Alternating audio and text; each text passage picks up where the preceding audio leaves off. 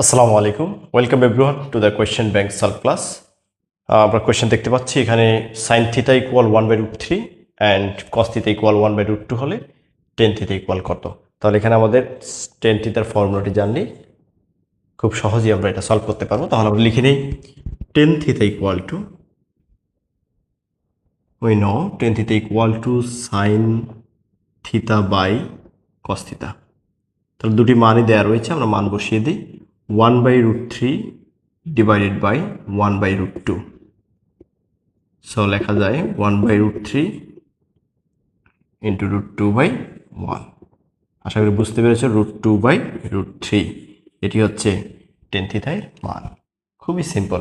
পরবর্তী কোশ্চেন দেখো, আমরা দেখতে পাচ্ছি একটি ট্রায়াঙ্গেল দেওয়া রয়েছে, যে ট্রায়াঙ্গেলটি হচ্ছে রিলেটিভ টু অ্যাঙ্গেল বি, অর্থাৎ বি কোণের সাপেক্ষে দেওয়া রয়েছে, যেখানে এটি হচ্ছে হাইট বা আমরা এটাকে বলি পারপেন্ডিকুলার, হাইপোটেনিউস অ্যান্ড বেস। তাহলে চাইছে টেন বি এর মান, টেন থিটা অর্থাৎ টেন বি এর মানটা আমাদের বি কোণের সাপেক্ষে টেন থিটার মান কত। তাহলে টেন থিটার ফর্মুলাটিকে তোমরা আশা করি জানো, যে tan theta equal to perpendicular, একটি সূত্র আছে, আমি সংক্ষেপে লিখি পি ফর পারপেন্ডিকুলার, অর্থাৎ লম্ব বাই বেস ভূমি 144 অর্থাৎ বি। আমরা perpendicular by base, perpendicular by adjacent side বলা যায়। তাহলে এই টোটাল মানটা যদি আমরা বসাই তাহলে টেন থিটার মানটা পেয়ে যাবো। এখানে কিন্তু মান দেয়াই রয়েছে। তাহলে 55/144 এটি হবে তোমাদের এই দ্বিতীয় কোয়েশ্চেনের অ্যান্সার। পরবর্তী প্রশ্ন দেখো, ইফ সাইন এ ইকুয়াল 12/13, অর্থাৎ সাইন থিটার মান যদি 12/13 হয়, কস থিটার মান কত হবে?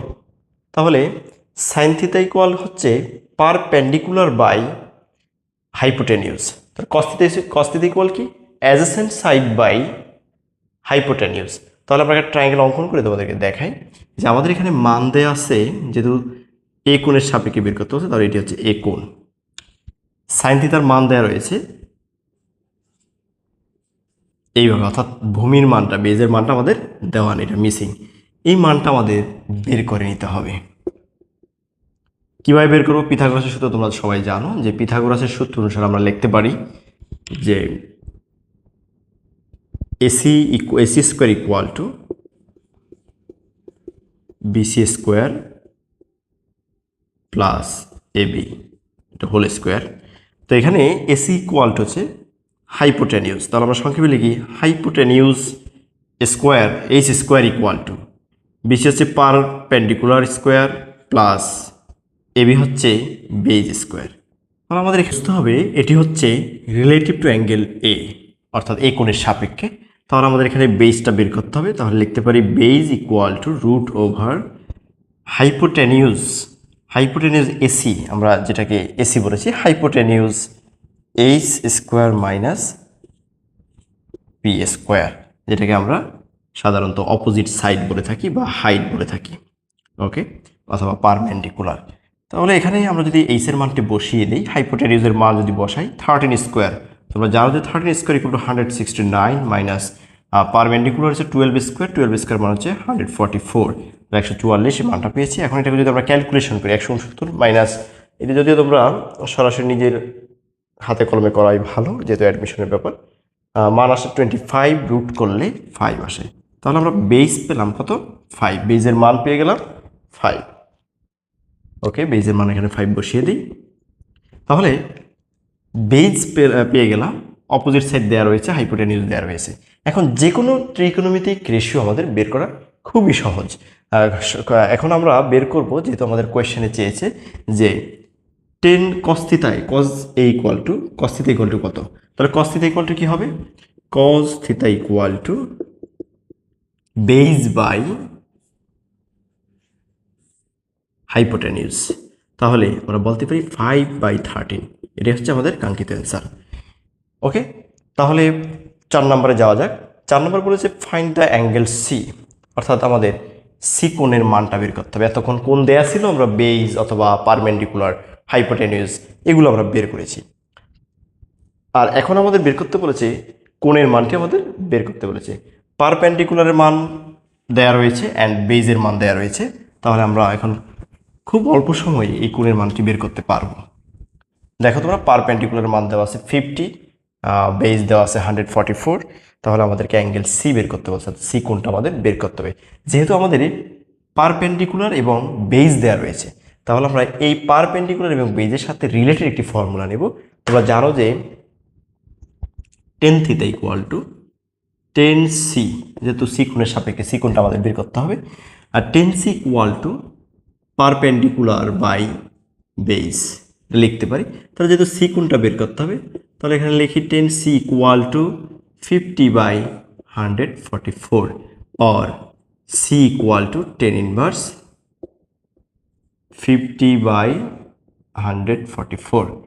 এখন এটাকে তোমরা শিফট 10 দিলে এই মানটা পেয়ে যাবে।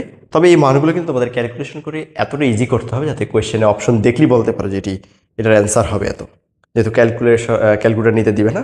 তাহলে শিফট 10 দিলে 10 ইনভার্স চলে আসবে, তোমরা দেখতে পারো ট্রায়াল করে।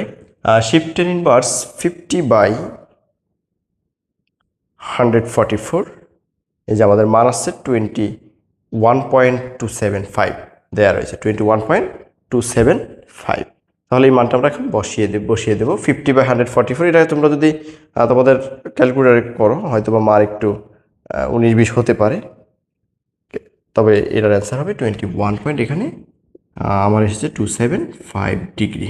ওকে, পরবর্তী কোয়েশ্চেনটা দেখো, আমাদের এই কোয়েশ্চেনটা সলভ হয়ে গিয়েছে। পরবর্তী 5 নম্বর কোয়েশ্চেনে বলেছে যে a ladder 22 meter long is pushed along the roof of a wall making of angle 45 degree with the ground। অর্থাৎ ভূমির সাথে 45 ডিগ্রি কোণ করে একটি মই যার মই দৈর্ঘ্য দেওয়া আছে 22 মিটার, একটি মই দেয়ালের সাথে ঠেকানো আছে।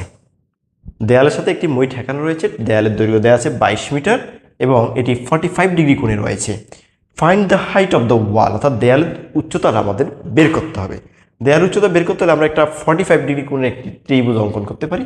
তো আমরা ধারণা রাখতে পারো যে 45 ডিগ্রি কোণের ক্ষেত্রে সাধারণত পারপেন্ডিকুলার ইকুয়াল টু বেজ হয়। যেহেতু আমাদের এখানে কোনো কোণ কিছু বলে না, আমরা এখানে যে কোনো একটা কোণ ধরে নিতে পারি, এটাকে থিটা ধরে নিই। ওকে, এটার মান কত ডিগ্রি? 45 ডিগ্রি।